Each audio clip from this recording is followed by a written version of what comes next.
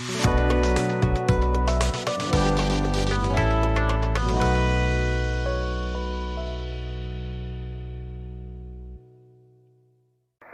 bien pris, merci pour ton message dans les petits détails. Bon courage donc pour les cycles de charge et décharge. J'ai lu pas mal de docs sur les forums, je me rends compte qu'il y a des gens dont c'est la passion un peu de récupérer les trucs qui sont un peu moribonds, leur redonner vie et tout ça. Enfin, ça a l'air d'être presque un hobby, j'ai l'impression, les batteries à lithium. Voilà, bah écoute, au plaisir de se recroiser.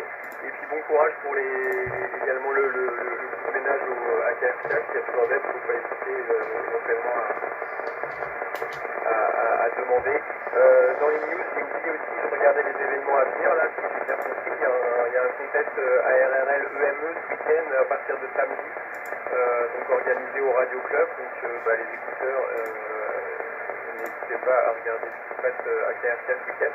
Et puis pour les autres, j'ai vu qu'il y avait certains qui s'étaient déclarés comme intéressés. Voilà, moi je sais que je vais être pas mal pris par à mon avis, le TQ Worldwide c'est double. Ça me fait compliqué ce week-end. Je sais pas si la cohabitation contest EME et contest C-double sera possible, mais à mon avis, les bandes de fréquences sont totalement différentes, donc ça devrait bien faire. Voilà, on verra bien. Je ne reprendrai pas moi non plus, si ce n'est pour dire un dernier 73, mais je vous remercie tous pour la participation à ce QSO hebdomadaire. On est monté jusqu'à 8 personnes, c'est super agréable. Et on commence à converger vers une solution assez sympa là en VHF. Je vois que les gens ont été motivés à améliorer un peu leurs conditions et ça commence à ressembler à quelque chose. Voilà, donc je vous remercie tous. Je rappelle aussi lundi soir, 21h, c'est la deuxième partie de cette présentation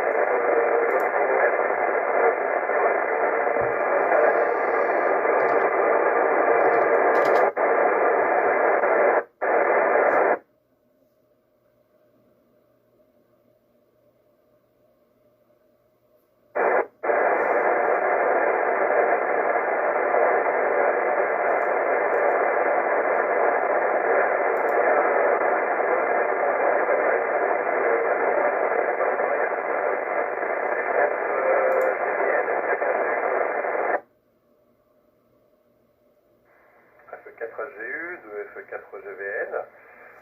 Sinon, juste pour dire à Claude, F1 des Quadriques, qu'il arrive correctement chez moi, sans aucun souci, voilà. Alors moi, côté activité radio, pas grand chose.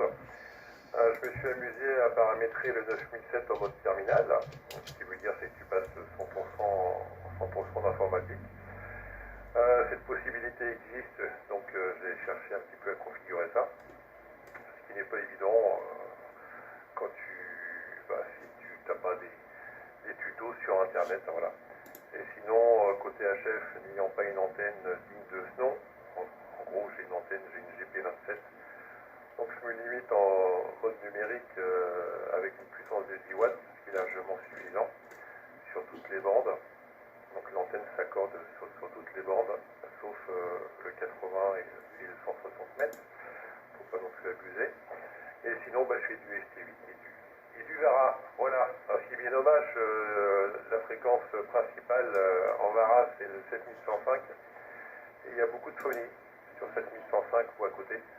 Donc, c'est pas assez encore répandu comme le ST8 sur le 40 mètres pour que la fréquence soit un petit peu libre. Voilà. 73 à tout le monde, bonne fin de semaine et sûrement à bientôt. FE4HGU, FE4GVN.